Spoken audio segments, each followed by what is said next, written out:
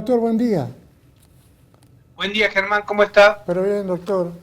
Doctor, usted opinó sobre el tema de los juicios abreviados, como que era una cuestión muy cómoda de lo que pasa en la justicia. ¿Cuál es su opinión sobre el tema de los juicios abreviados?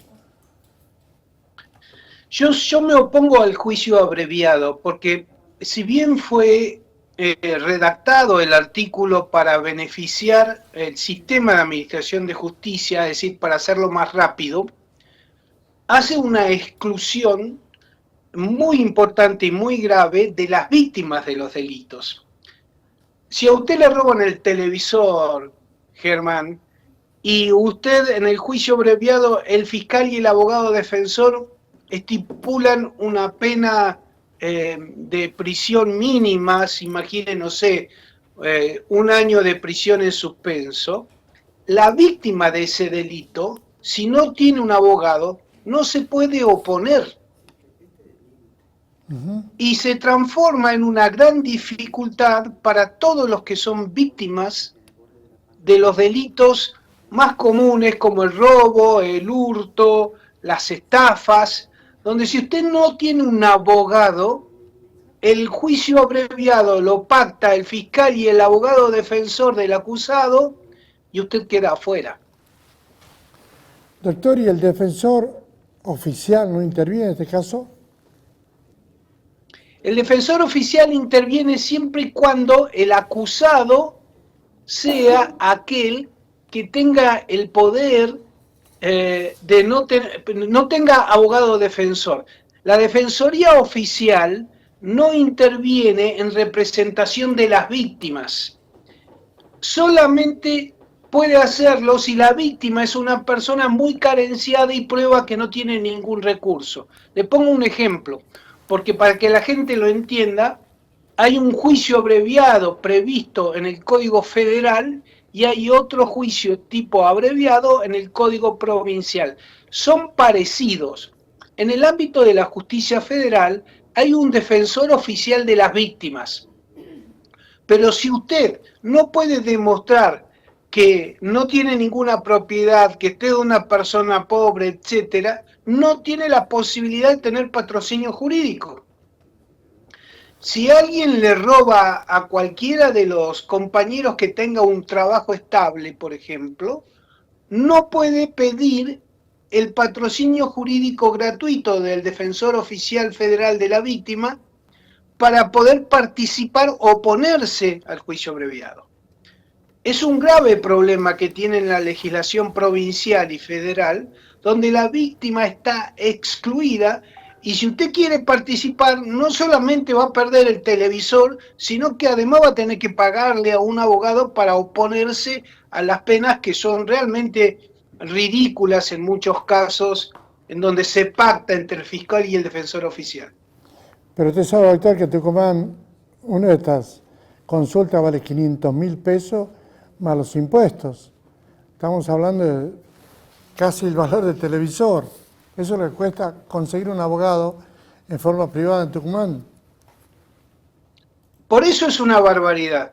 Una de mis propuestas en su momento, cuando yo ejercía mi cargo de fiscal allá en la Cámara Federal, fue en el orden federal, fue de que la víctima podía oponerse sin necesidad de patrocinio jurídico gratuito, sin necesidad, perdón, de patrocinio jurídico. Es decir, la víctima debía ser consultada. Nosotros tenemos esa posibilidad de la participación de la víctima sin abogados cuando el fiscal pide que se cierre la causa aplicando lo que nosotros técnicamente conocemos como el principio de oportunidad.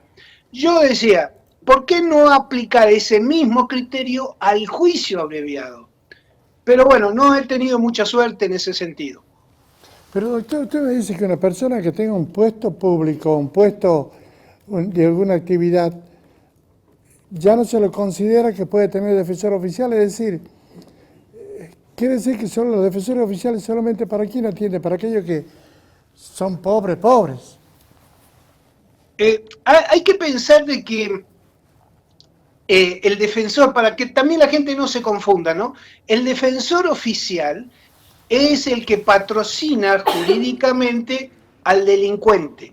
Está prevista originalmente la ley así.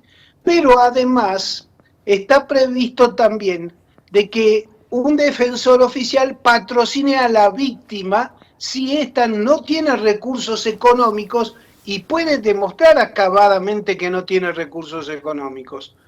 Cualquier persona que pueda, que tenga un trabajo formal, cualquier persona que tenga una propiedad como un automóvil, ellos son excluidos por la ley de lo que es el patrocinio jurídico gratuito que podría obtener de una defensoría oficial. ¿Y cómo se modifica esto, doctor? ¿Por una ley? Necesaria e imprescindiblemente con una ley. ¿Podría haber algún gesto de la Defensoría General de la Nación o de la Defensoría General de la provincia de Tucumán, permitiendo que no se exijan los requisitos de pobreza que se imponen? Pero la verdad es que es imprescindible cambiar este sistema, porque hoy está pasando que los juicios abreviados se llevan más del 60 o el 70% de las sentencias que estamos viendo en la provincia de Tucumán. Es decir, son muy pocos los juicios orales que se están haciendo, la mayoría son por juicios abreviados, y de esta cantidad, la mayoría de la mayoría son por penas que no están de cumplimiento efectivo. Es decir, se llega a un juicio abreviado con 3 años de prisión en suspenso para un caso de robo o de hurto. También hay que decir esto,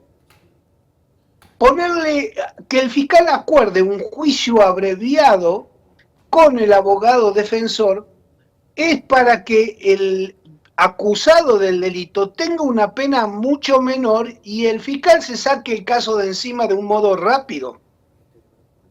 Y al juez también le conviene, porque en vez de hacer un juicio oral como corresponde, evita hacer el juicio oral. Esto se hace en un arreglo privado, la víctima ni se entera de estas cosas y generalmente se da cuenta cuando el ladrón aparece otra vez por el barrio. Doctor, entonces solamente por una ley se podría cambiar esto, si no esto va a seguir así siempre. Es imprescindible una modificación procesal, porque justamente uno de los problemas que se ve con mucha frecuencia es que son los casos de los delitos reiterados, justamente tienen a veces como base un juicio abreviado de una pena de prisión en suspenso. ¿Cuántos casos estamos viendo, Germán, donde una persona que es detenida por alguno de estos delitos, robo con arma de fuego, lesiones graves, incluso casos de violaciones, en donde se pactan penas que terminan en la libertad condicional o que terminan en penas en suspenso y que al poco tiempo vuelven a caer presos porque vuelven a cometer los delitos? Tenemos que ponerle un límite importante y me parece que la víctima tiene un rol fundamental. No puede ser que la víctima de un caso de violación no sea consultada en el caso de un juicio abreviado. Y si, doctor, entonces la víctima si tiene un trabajo fijo, si tiene un auto, no puede apelar, no puede hacer nada.